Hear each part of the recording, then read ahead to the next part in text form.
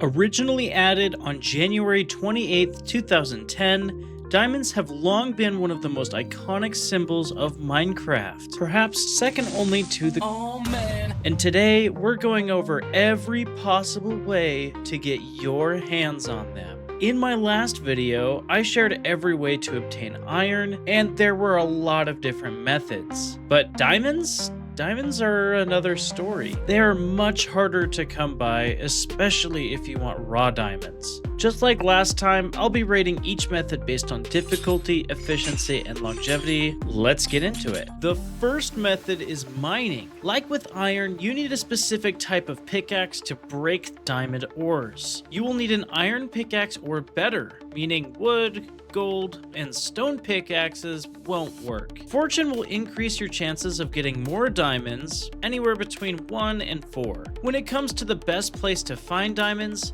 you've got to dig deep. The most common place to find diamonds is at y equals -59, which are the layers just before bedrock, with about 226 ore per every 100,000 blocks mined. You can find diamonds all the way up to y equals 15, but the highest chance is closest to the bottom of the world. If you unearth a large cave close enough to the bottom of the world, you could find exposed diamond ore clusters in just a few minutes. Something that is rare to find but worth mentioning is fossils. They randomly generate in desert, swamp, and mangrove swamp biomes, with each chunk having 2 attempts with a 1 in 64 chance to spawn fossils between y levels 0 to 320 or -63 to -8. These fossils generate underground, and if it is below y equals -8, 10% of the fossil generates with diamond ore. Anything above y equals 0 means that 10% of the fossil turns into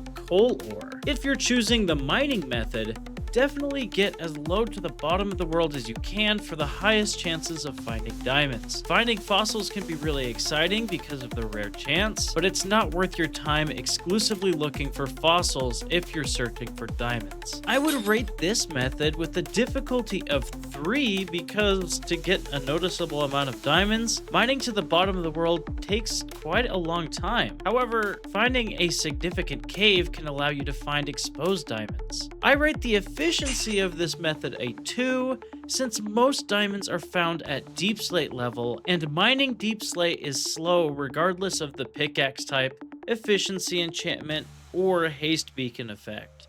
I rate the longevity at 6, since there's always time to mine, but it could get boring after a while.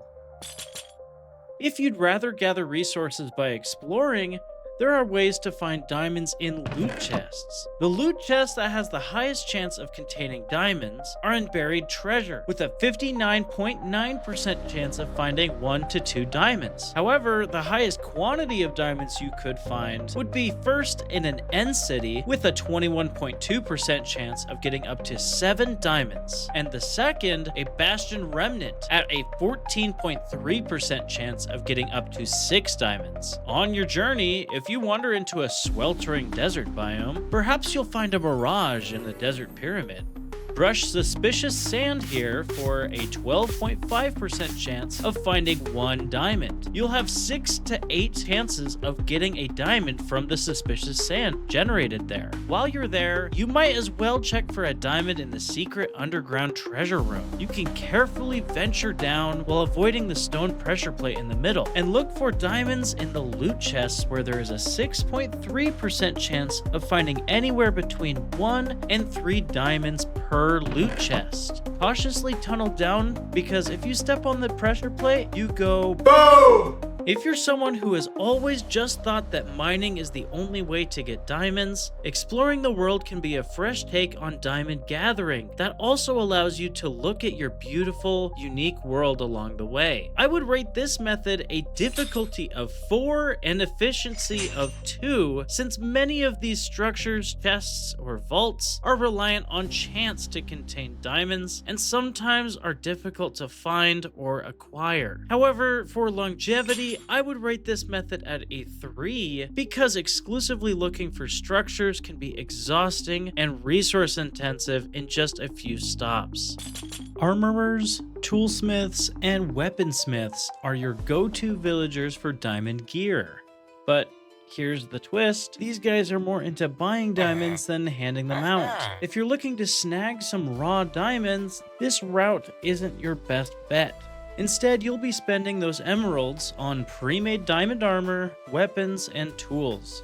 And another fact, unlike iron gear, you can't melt down diamond items into nuggets. Even if you get that hero of the village status effect, the villagers will only toss you iron equipment, not diamond equipment. A reasonable alternative for you could be to get pre-made and sometimes pre-enchanted diamond gear. So let's talk about that. As we already discussed earlier, loot chests and villager trading are options for getting this OP gear. In the last episode, we didn't discuss how villagers of all professions have iron trades at fairly low villager experience levels, because it just wasn't very important. Diamond gear is quite the opposite, so let's open this can of worms. Villagers have up to 5 levels of experience. From lowest to highest, we start with novice, then apprentice, journeyman, expert, and the highest is master. These experience titles aren't just neat names for how much the villager has traded, but it also means that they offer more items to sell than lower level villagers. For our armorer, weaponsmith, and toolsmith villager friends, at the expert and master experience levels, this graduates to completely enchanted diamond gear, but needs between 10 and 33 emeralds for each trade. Definitely worth considering if you have access to lots of emeralds.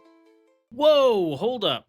You don't have any idea how much work it takes to level a novice villager all the way up to master status. Just for you guys, I spent way too long crunching these numbers. Yeah, I might have overcalculated a bit, but trust me, it barely makes a difference in the end. If you're curious about exactly how many items you need for each of these 3 villager professions, go ahead and pause the video and take a look. Just a heads up, these numbers only cover the raw items required. They don't factor in restocking or sleeping times.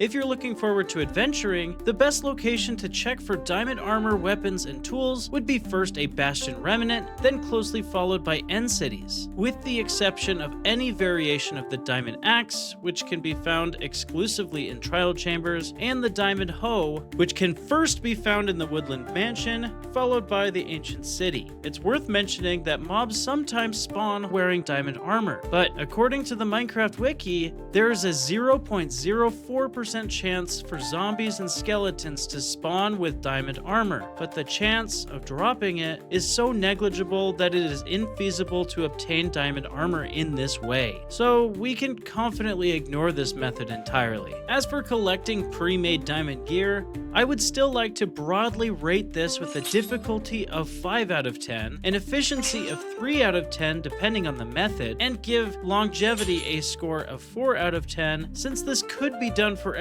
but could get fairly monotonous. So we covered a lot of ground to find every possible way to get diamonds, and we discovered that they are significantly harder to get compared to iron. That being said, diamonds are needed now more than ever before with the addition of 19 smithing templates, each requiring 7 diamonds per duplication. Additionally, diamonds can be used for crafting a jukebox, enchanting table, diamond equipment, and even specific fireworks stars. If you can help it, finding or trading pre-crafted diamond items would be best as far as saving time and resources. Wait, does that mean that exclusively using only one method wouldn't make much sense? Yes. While one method could be used more than another, I'd actually recommend combining methods to get the best results for all diamond gear. If you play it right, you only need a few stray diamonds to get all the items. Let me explain. You can find or trade most diamond-related items like smithing templates or diamond gear. This means that you don't have to mine 35 diamonds for a full set of armor, weapons, and tools, plus an extra 7 diamonds for each smithing template you want to duplicate. However, you must craft jukeboxes, enchanting tables, firework stars, and any smithing templates you choose to duplicate. But if we ignore the smithing template duplicates, you would only need a grand total of 3 regular diamonds to craft one of every item that can't otherwise be obtained through exploring the world or trading, unless you really want to make the 2 fireworks with the trailing effects. That's pretty crazy to think about considering how much of an emphasis mining is in Minecraft. This video might not look like it, but it took a ton of work. Over 48 hours of editing on top of my full-time job. If you've made it this far, please drop a like, leave a comment, and hit that subscribe button. We just passed 100 subscribers, all thanks to you guys. But over 90% of those viewers still aren't subscribed. So if you're enjoying this, please consider subscribing and maybe share it with a friend. Check out the link tree in the description for my Discord, TikTok, and more. Our public Discord server lets you chat with me directly and get early updates on everything that I do. Remember everyone, you're amazing, wonderful, and beautiful. See ya!